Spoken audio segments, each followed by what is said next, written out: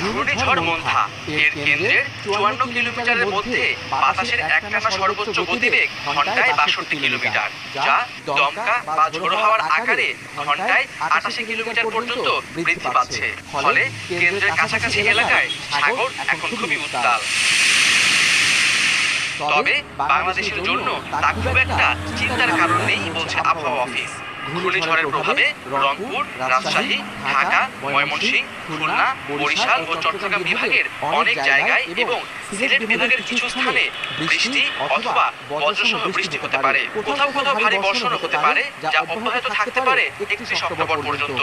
উত্তর বঙ্গোপসাগরে তেমন সমস্যা নেই, যেহেতু এটা অবশ্যই অতিক্রম করবে এবং এর প্রভাবিতটা বেসিক্যালি হবে আগামীকাল থেকে একটু করে বৃষ্টি বাড়বে এবং দেখা যাচ্ছে যে আপনার পরশু দিন এবং তারপরে ১ তারিখ মোটামুটি বৃষ্টি হবে, এরপরে ২-৩ তারিখে মোটামুটি